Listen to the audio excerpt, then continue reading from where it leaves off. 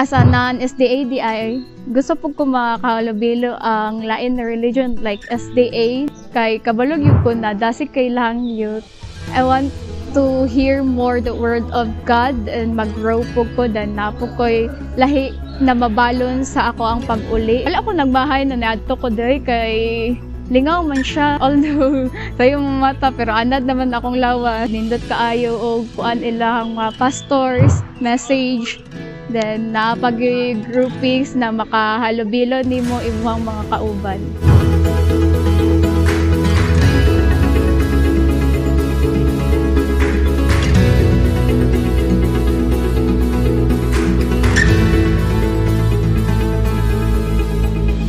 Ako ang expectation bitaw is kanang makamit ko og other friends then maka-learn og about kay God. Kato pa lang first activity. Dagan na kay kong friends na meet and ang people kay very approachable jud, dali rid kay sila ma friend, dili ka mabalaka o ma left out ka sa imong friend.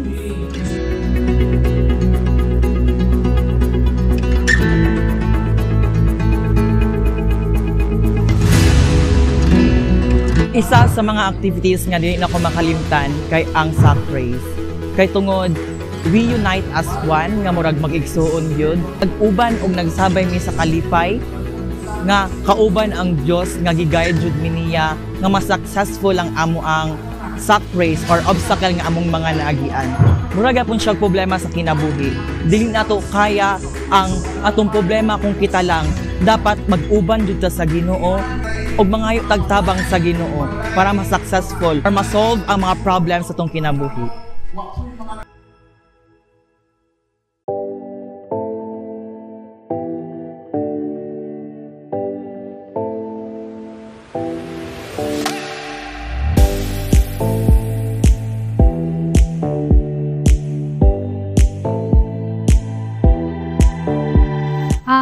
Happy ko nga nakatabang ko in this field, no, gigamit ko sa Ginoo kani nga field para makatabang sa tao. The only struggle lang yun is limited ang ato ang mga resources, just like for example kanang mga natunok, then wala tayong mga available nga tetanus toxoid, but thankful lang po gihapon kay naman tayong mga available pharmacy sa duol nga pwede rata makapalit.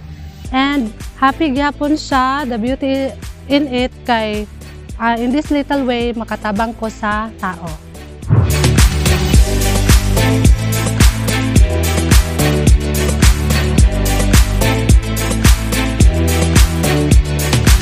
About sa camping nga nindot man siya og epekto sa mga batan-on, no, labi na gyud sa kanabitang gusto pa pod nga moapil sa mga camping tungod kay dako kini siya og kanang kahimuan, labi na gyud sa kanang spiritual nga aspect sa panginabuhi pangalagad nga makatag po ni siya og kanang dugang experience sa mga batan-on, labi na gyud sa kanang mao pag-apil sa aning activity.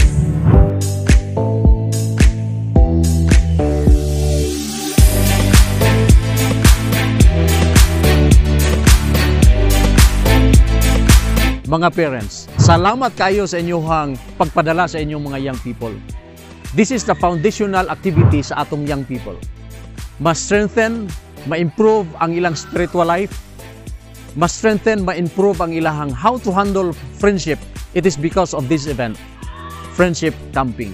Along the way, sa ilang spiritual life, sa ilang how to handle friendship, ang Ginoo magapadayon sa pagpanalangin kaninyo, magatabang, paggiya sa inyong spirituhanon nga pagkinabuhi. You are a chosen one.